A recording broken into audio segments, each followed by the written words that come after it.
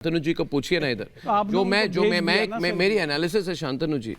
आप जवाब नहीं, आप पूछिए हम लोगों से। मैं आपसे पूछ रहा हूँ। सर हमसे प्रश्न पूछा जाएगा डीएमके के स्टालिन का, और हम उसको जानते भी नहीं बेचारे को। करुणा बोले और आप मतलब आपसे हम सवाल पूछवा रहे हैं, बंदा यहीं पे बैठा है कि भाई निकालिए उसको। थे नहीं हटा दें क्योंकि आप थोड़ा ऐसा मत। अच्छा शांत एक एक करके मित्र हमारे मीठा गप गप कड़वा कड़वा थू नहीं आप जो उसको निकालिए फिर लाइन से। हमें भी तो प्रश्न पूछने का मौका दीजिए ना। बिल्कुल पूछिए, हमारे भी तो सवाल है। पूछिए। जनता से पूछे थे आपने सवाल, जनता ने दिखा दिया। जनता से हमारे पास माध्यम क्या है? माध्यम तो एडिटर में होते हैं। मशीनों से पूछे, हमारे पास माध्यम जनता से मशीनों वाला आ गया। अर्णव मशीनों श्री अर्णव गोस्वामी एडिटर वाला आ गया हमारे पास। वहां से लौट के आने के बाद ही तो मध्य प्रदेश में देखिए, भारतीय जनता पार्टी सिर्फ दोहरे चरित्र की बात करती है। जब आएगी बात वंशवाद की, पारिवारिक राजनीति, मैं जवाब देता हूं उस पर आपको। तो अपनी बात नहीं करेंगे। भाजपा कौन चलाता है? जो माननीय मंत्री जी अभी गए, माननीय पूर्व मंत्री जी अभी गए ज्ञान देकर। शीर्ष नेतृत्व कौन है? नरेंद्र मोदी। अपने परिवार के बारे में नहीं कहेंगे राजनाथ सिंह। मेरे पूज्य पिताजी जनसंघ आपस में किसी के चाचा भतीजे बाप बेटे नहीं है। डिप्टी आप उत्तर से दक्षिण, जोर से बोलिए शांतनु जी, ये बहुत जोर से बोलते हैं। उत्तर से दक्षिण, पूर्व से पश्चिम चले जाएं। उत्तर से दक्षिण, पूर्व से पश्चिम चले जाएं, आपको केवल परिवार की पार्टी मिलेगी।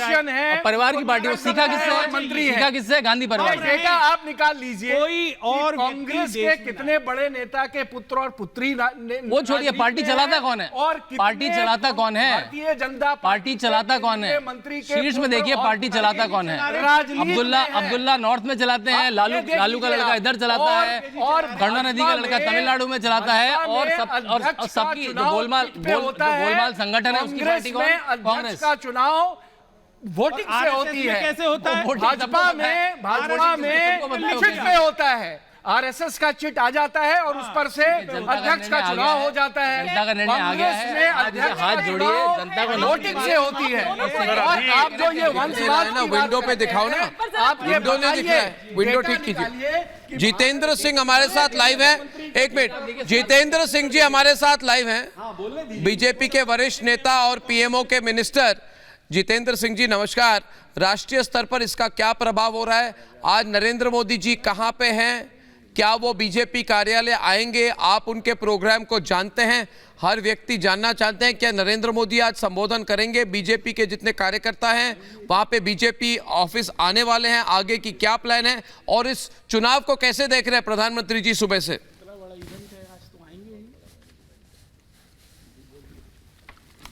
आपने कहा कि ये, अगर आप मुझे संक्षेप में कहें एक वाक्य में कहने को, तो मैं ये कहूँगा कि मोदी जी की गारंटी की विश्वसनीयता का प्रमाण है। लोग मान चुके हैं कि गारंटी सभी देते हैं, लेकिन एक ही गारंटी है देश में, वो है मोदी जी की गारंटी।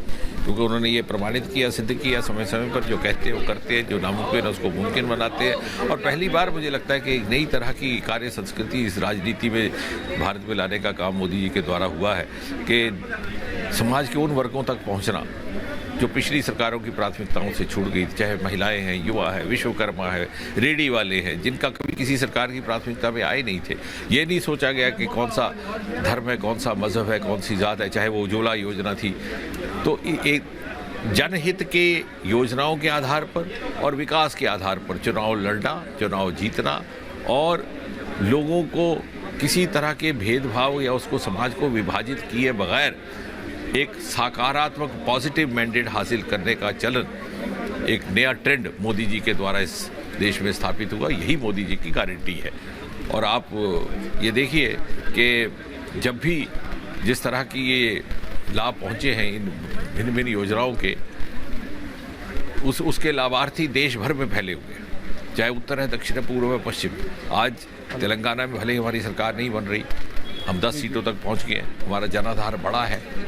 तेलंगाना में आप जानते हैं बहुत सारे ऐसे फैक्टर्स हैं, कुछ लेगेसी के फैक्टर्स हैं। भारतीय जनता पार्टी का वहाँ बहुत ज़्यादा विजिबिलिटी या प्रेजेंस, उपस्थिति नहीं थी, लेकिन हमने देखा, आपने देखा मोदी जी की रैलीज, मोदी जी की जनसभाओं में, मोदी जी के रोड शोज में जिस प्रकार से लोग उमड़ करके आए, भाषा और क्षेत्र के बंधनों को तोड़ करके।